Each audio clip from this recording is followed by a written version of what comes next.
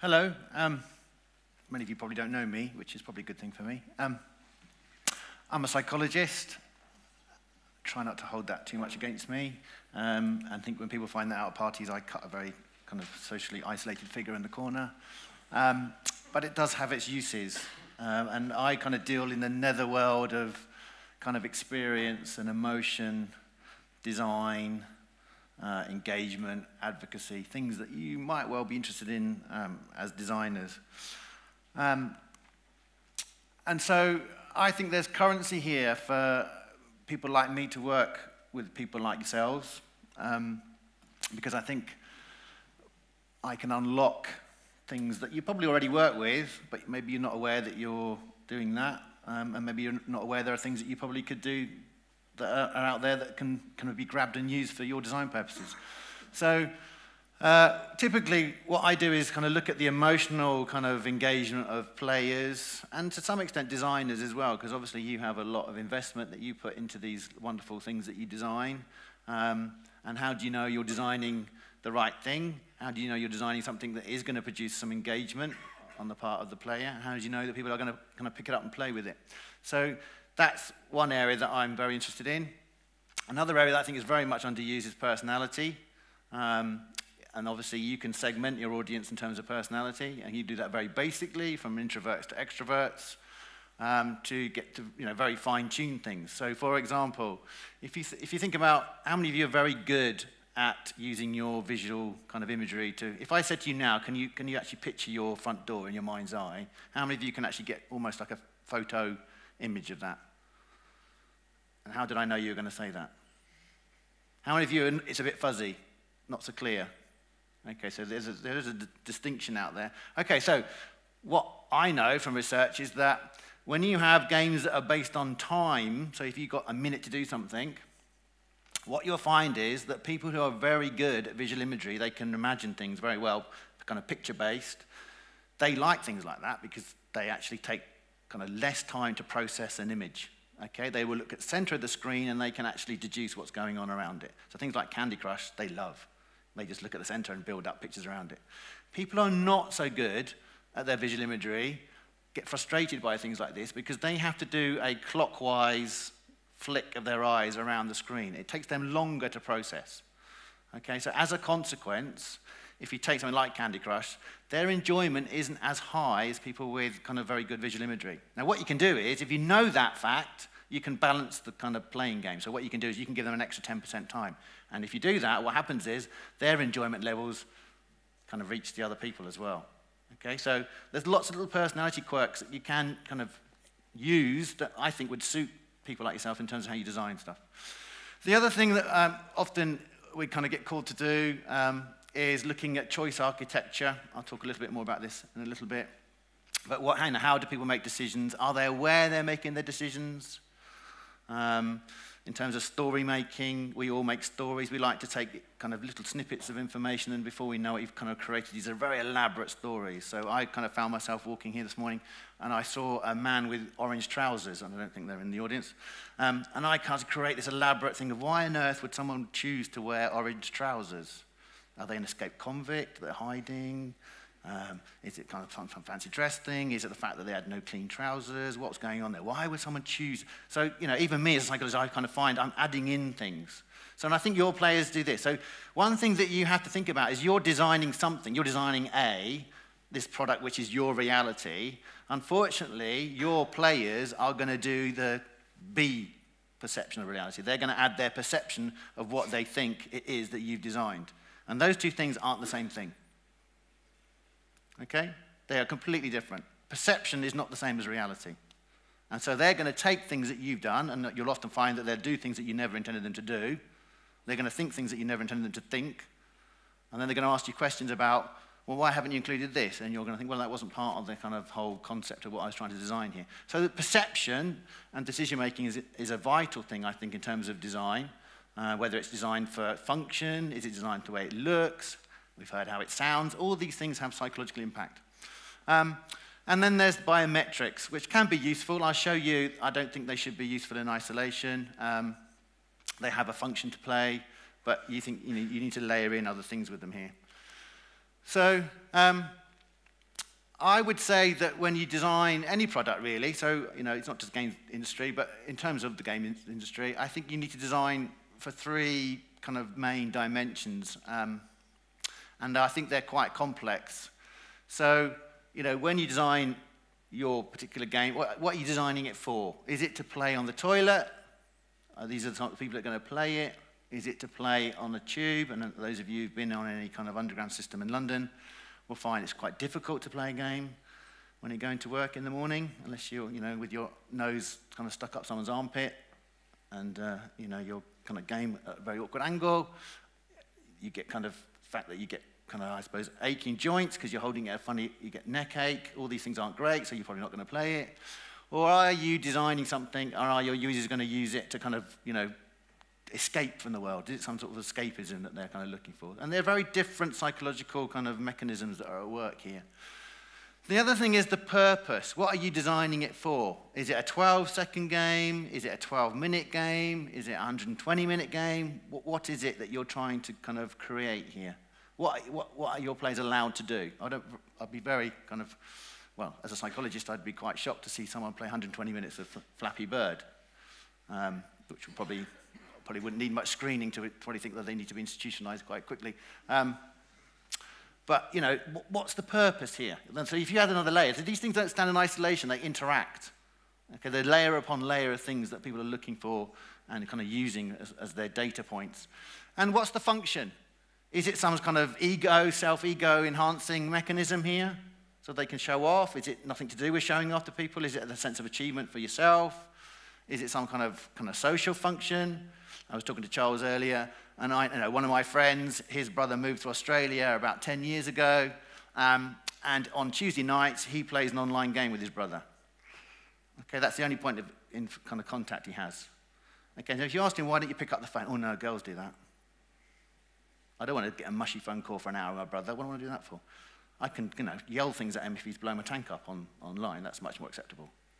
Okay, so there's a psychology there of, well, actually games allow other things to happen as well. It's not just the fact that they're pure fun at the moment. They have other functions, which I think are interesting. So, we did some research on Candy Crush. And these are all kind of reasons why people have engaged with that game that the publisher didn't realize when they actually created it. Okay, so, for example, my 7-year-old plays Candy Crush because she likes to tidy things. And she says, God, that screen's really untidy, all those colors all over the place. Let's tidy it up. Okay? Other people, it's a sense of achievement or satisfaction that they actually reached the score. Okay, so there are lots of different psychological reasons why people might engage with your one single product. And I think a lot of the time you're not aware that, from a design point of view, you've actually done this. So these are almost like a merge, almost kind of off their own accord. So, this kind of gets to the function and the purpose. What's going on here? Have you thought about these things? Are people able to do these things? And then it's, the basics of psychology. So, one of the things that I typically do is go in and say, well, how do people think? What do they do? What are their kind of unconscious kind of, processes, which I think is there's a big world that no one kind of taps into. It's very, surveys are great. Watching people play games is great. But what goes on in there? Okay, we don't know. You can't, how can you know that from observing someone? So you have to kind of try and cut below the skin and think, what is it that's actually making that choice? So, for example, in a digital world, when you first encounter a place or a room, which way are you going to navigate? It's new. Okay, so which way are you going to turn? You're going to go left or you're going to go right? So what we know from research is that that depends on what country you come from. If you're from the UK, you're going to go anti-clockwise generally. If you're from America, you're going to go clockwise. That's a big difference, particularly for design. If you want people to find something or follow a story, that has big implications. So I'm talking, that's very, very specific. Think about how many specific things I can give you examples of that could change your game experience. Yeah, that's a silly example, but it's a big one. And I've seen this happen, and I've actually seen players' kind of enjoyment actually change as a consequence of what you're allowing them to do, in terms of whether they're allowed to go left or right by their natural tendency to do that. So in terms of your games, your products that you're designing, you've got 3 psychological stages that people will, I suppose, consider when engaging with it. Okay, so you have what I would call the initial gut response. This is the subconscious stuff. What does it look like? So when I buy a book, this is a bit weird, when I buy, probably most of you do it, and this is kind of me admitting it as a psychologist, I don't go look at the back cover, I look at the picture. If the picture's not great, I won't buy the book. What's that got to do with the story? Nothing. But there you go, there's my psychology coming in. That's what I will use, and what's my criteria for a book. It's completely illogical, but that's how I use it. Because my emotions, that's made me feel good, or that's made me feel exciting. I'll buy that, and then be disappointed in page 33. It's got nothing to do with the actual picture on the book, but anyway, that's my world. So it's emotional. It's kind of something that a lot of people don't realize that they're doing. And I think a lot of gamers do stuff and not realize that they're doing stuff. I've been in lots of game sessions where I actually stop people and say, what are you doing? And they say, what do you mean? I say, well, what did you do that for? What did I do what for? And you play back the tape and they go, oh, I didn't realize I was doing that. It's quite automatic. It's like when you're in the middle of a sentence and you're thinking, why on earth did I start this sentence in front of you? Yeah, so there's a lot of subconscious stuff that goes on. Then we go into what you're probably more kind of, au fait and experienced of, is the product characteristics. So the user testing.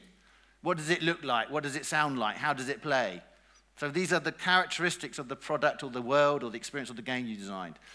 That happens second. It's not the first thing people do at all.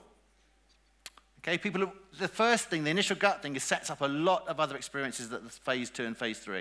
And I think we miss this often in games. It's not considered.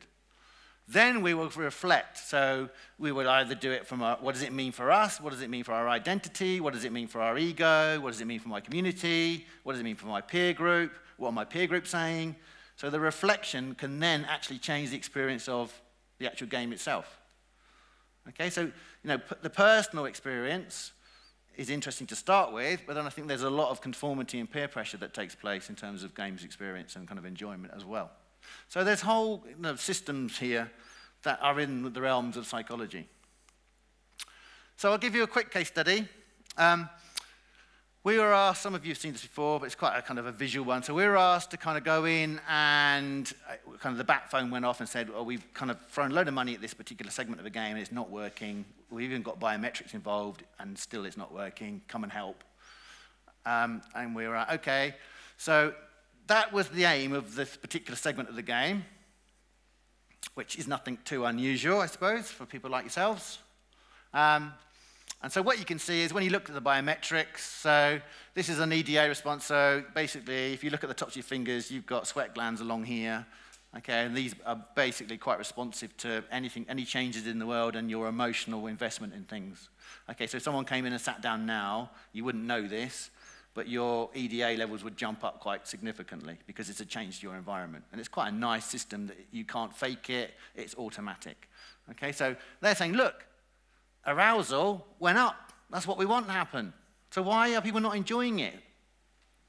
And this is what they found, was that actually people are getting more agitated and more drained and they're more tired after this segment. Why is that happening? Because they're excited, they're aroused. That shouldn't happen. And so we said, well, yeah, just because they're aroused does not mean to say they're excited. Arousal doesn't mean excitement. And in actual fact, I would argue, and I've talked to some of you about this already, that you don't want people to be excited all the time. Okay, imagine, so think about the last time you were excited. Well, it might have been at the buffet this morning at breakfast that you suddenly saw that they did sausages. I don't know, whatever it was. How long does excitement last for? Not long, does it? And what happens when you're not excited? What's the down thing? You're quite tired afterwards, aren't you? You're quite drained. Yeah, so it has negative effects. So all this excitement, so then what you have to do, this is called an orienting response in psychology. Okay, so if you cause a piece of excitement, that happens very briefly, and then you'll get a negative period afterwards. Then what you have to do is to kind of bring that excitement back, you have to do something even more exciting again. So you get into this perpetual downward cycle of, I have to keep making you excited. That's tiring. If you're tired, you get more grumpy, you get less kind of, I suppose, open to new experiences, more irritated, more frustrated, game experience goes out the window.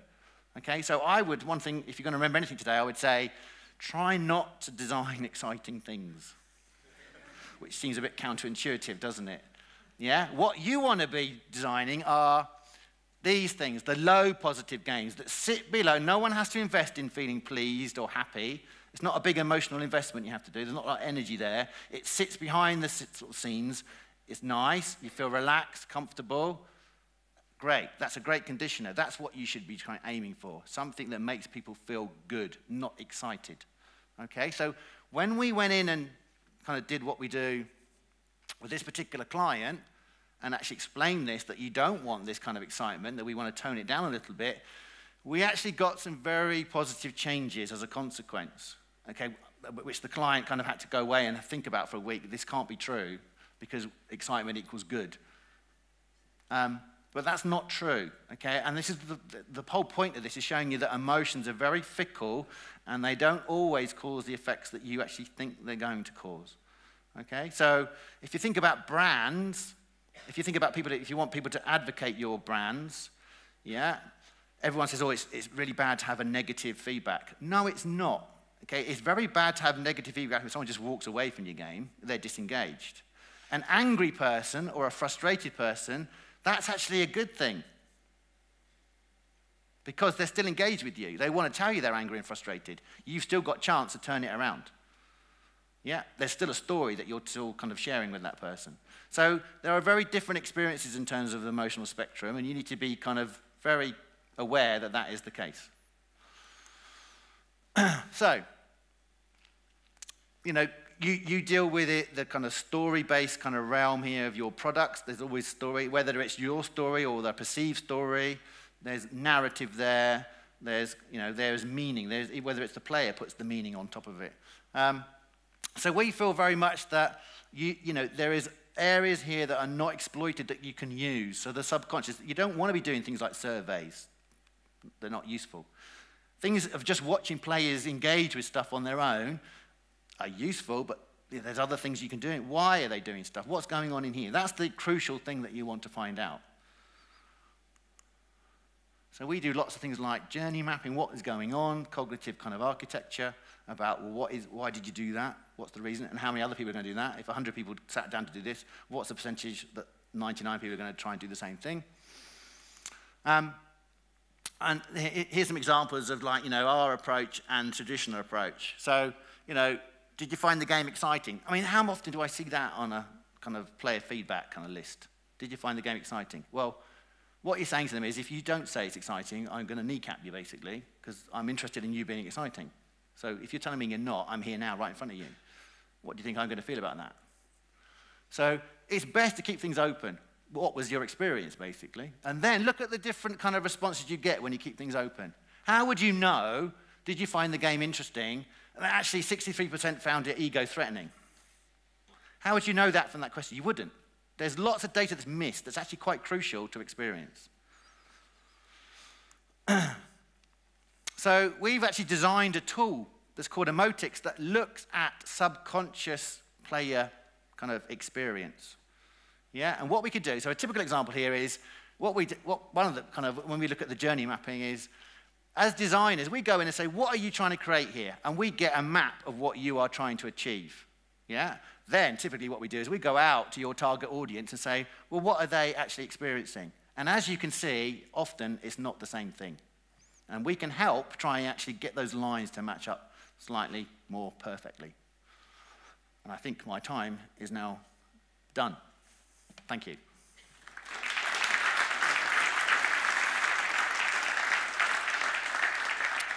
Simon, thank you. That was absolutely fascinating. I remember emotions are fickle. Yes. We have time for one question, if there are any. Do you want to ask the psychologist a question? Yes, we have one from this gentleman. There was an interesting valence versus arousal graph. What about control? In terms of? Well, referencing back to share a Geneva emotion wheel, control versus valence, as opposed to arousal versus valence. Yeah, it's kind of what I was saying. There's lots. What we tend to do is look at these things in isolation, and I think you can't do that because experience is all about these different layers, be it control, you know, subconscious experience, the emotional part. So we have to kind of, it's almost like a Lego approach, break it down. I think what we often do is look at the assumption maps of designers about what you assume is going to happen, and we'll break it down and say, well, these are the components. How, when we put it back together again, what's happening here? What are the flavors? Because often it's like a cocktail effect that, you know, you get high emotions and then lack of control, or a bit of learned helplessness.